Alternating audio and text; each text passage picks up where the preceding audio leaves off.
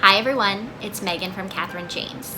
Today we're going to be talking about a gemstone I find people either love or hate. Can you guess? Today we're going to be talking about opals. Opal's trademark characteristic is their play of color, which of course refers to those beautiful kaleidoscopic rainbow-like colors you see when light reflects off the surface of the gem. This comes from the fact that opals are one of the only amorphous gems, which means they don't have a traditional crystal structure that almost every other gem has. This also makes them a phenomenal gem, and the phenomenon, of course, is their play of color. Opals actually contain a high percentage of water, and if you were to look at them under severe magnification, like 30,000 time magnification, you would see that they're actually composed of a tiny, perfect, uniform stack of spheres, almost like a crate of oranges. And the more uniform and perfect the stack is, the more spectacular the spectral colors will be when you look at the gem. This is because the stack of spheres is what allows light and the refractive index of the gem to reflect back those beautiful colors to you. While we have a general understanding of how this process occurs and how opals are formed, scientists actually do still have many theories on how exactly it happens and how long ago it happened. And so opals are still one of the Earth's great mysteries. What we do know is that opals form in very dry, arid conditions. So the most important sources right now for opals are Australia, Ethiopia, and Mexico. Australia is by far the most important and largest source, and this includes Lightning Ridge in the New South Wales area of Australia, which is famous for being the main source of black opal. Ethiopia is another interesting source because all of the opals found in this area are actually from volcanic rock, which means every single opal that is sourced in Ethiopia is 30 million years old because it comes from a volcanic activity from that time period. And Mexico, of course, has lots of different types of opals, but are most famous for fire opals. Other places you can find opals include Brazil, places in the US such as Arizona, Canada, and Honduras. One of the things that scientists find most confusing about opals is that each deposit looks so different, and the deposits are very rare. There's only about 12 around the world. One of the most common theories is that opal deposits occurred when rain finally falls in these very dry and arid areas. And when the ground gets soaked with the water, it's already rich in silica. And the water runoff eventually runs over this very rocky terrain and gets deposited in all the rocks, veins, and cracks. Eventually, in the very dry conditions, the water evaporates again, but it leaves behind a hydrous silicon compound, which eventually becomes an opal deposit. Regardless of where the opal deposits are found, scientists do estimate that they're all between 7,000 years old and 110 million years old. When it comes to an opal's value, there are three main important factors to look at: color, clarity, and pattern. Of course, when it comes to any gemstone that's not a diamond, color is the most important factor, and it's also the most complex to try to evaluate. And this is particularly true when it comes to opals. The first color to consider when looking at opals is actually its background color or base color.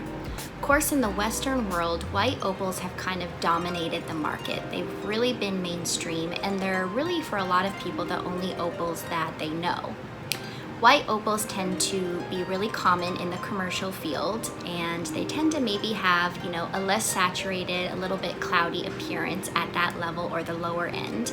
But you can find white opals that are very high in value and very rare.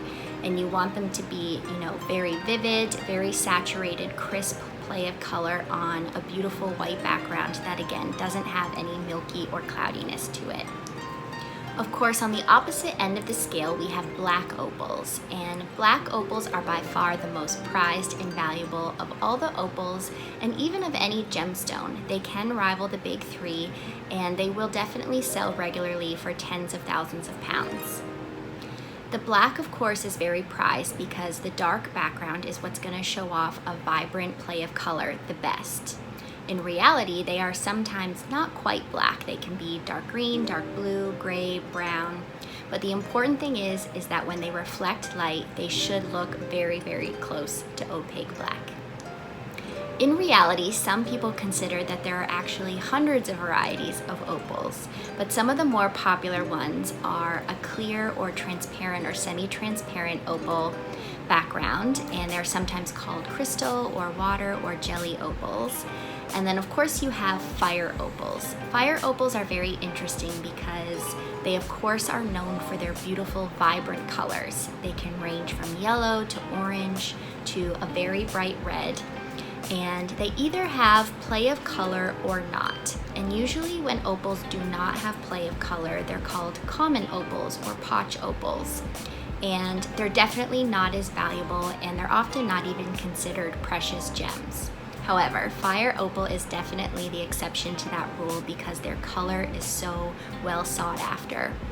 And when they don't have play of color, they're often the only opal that is cut faceted like a regular gem. So they might even look very similar to an orange sapphire. Of course, they're very much found in lots of places, but are most famously found in Mexico.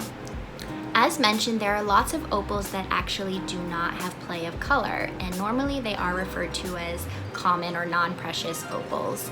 However, there are quite a few that are still used in jewelry, and this is because they come in lots of beautiful colors. So some of the more famous ones are pink opal or Peruvian pink opal. They come in blue, yellow, green, creamy colors.